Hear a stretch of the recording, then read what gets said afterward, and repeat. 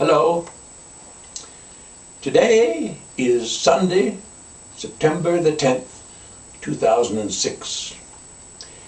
It was just about 3 weeks ago, in the latter part of August, when Mark Lawrence, my webmaster, and I began to record the story of my slow awakening to the possibilities of my digital camera actually working in concert with my computer. This accord ultimately produced, well, a kind of miracle, really. My growing excitement over all this spurred us on to complete our work in time to present the resulting entertainment to the Dark Shadows Festival Committee for its premiere airing during the 40th anniversary celebrations on August 25th through 27th. And indeed, we extend our sincere thanks to the Dark Shadows Committee for their role in making it happen, especially under the pressure of last-minute adjustments. Yes, for me it was a miracle, a miraculous mix of motion and sound produced for my website simply by manipulating the mechanisms of my very own digital camera. This camera here, by the way, is actually Mark's. Mine is busy at the moment right there opposite me, responding to the dictates of our webmaster's capable hands, delivering what you are viewing and hearing right now as I speak.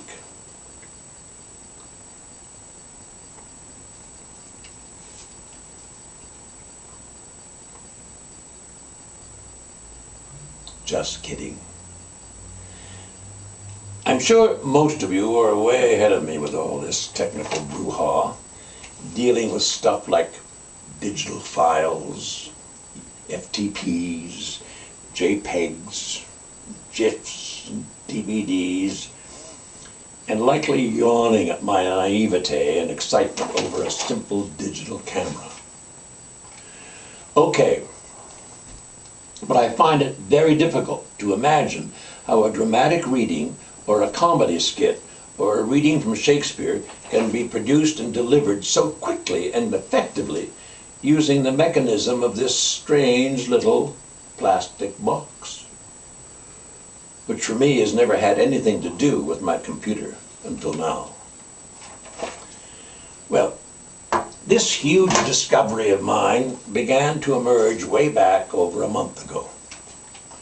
It was one afternoon while I was reviewing some Reader's Theatre material for future use when Mark picked up my relatively new camera, as he spotted it next to my computer, to get a handle on it, I suppose, and started to take a series of snapshots, or so it seemed.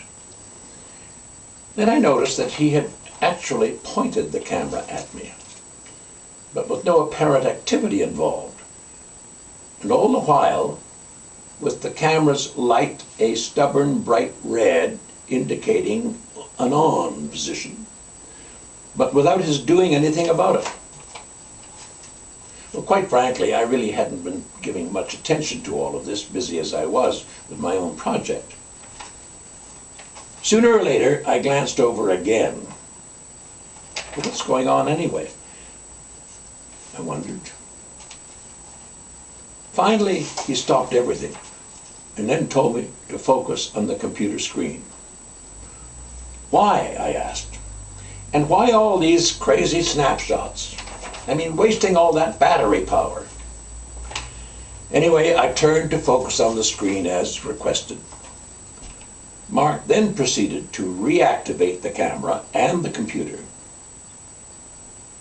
Lo and behold, what's going on here? I asked. The so-called snapshots seem to be moving. They are moving. They're like pictures in motion. Movies. I thought I'd faint. It was like Hollywood in my own house. A studio and all the trappings that go with it spread across my desk and living room, and this weird sense of Mark making a motion picture of me in action. Well, Once the initial shock had subsided, I began to feel as if I had found a new career for myself. It could be called digital Shakespeare, or digital readings, or just plain digital ridiculousness. Now, we're not guaranteeing that one can get, at this stage of the game anyway, the same clarity and force on a large screen as clear as I can get one on my own small computer screen. Of course, it's a guessing game at any time with any computer, trying to produce perfect results for all the computer screens in the world at the receiving end. For instance, when you were wondering how well you were connecting, say, with a Mr. and Mrs. Wong in Canton, China. And we can only hope for a reasonable facsimile on a large screen like the Dark Shadows viewers were probably facing in Brooklyn. Or who knows, maybe the large screen can indeed, give this new fandangle a better outing than my own home screen has been giving. Well, time will tell. In a matter of a few weeks, however, we will announce plans for reviving other pieces from my Reader's Theatre, both contemporary as well as classical, in this new digital mode. Ideally, I will continue to present my readings both ways, through our traditional character sketches by Sherlock, as well as through this new digital mode, where my very own facial features do Sherlock's work for her. Both ways, of course, will incorporate the easy-to-read text underneath. So stay tuned to the website, www.donaldsonfrid.com, for the next few days in order to experience the rest of this program, which relates not only to my digital awakening, but also how this digital technique is starting to add another dimension to the production of such items from evil incarnate as the wooing of Lady Anne.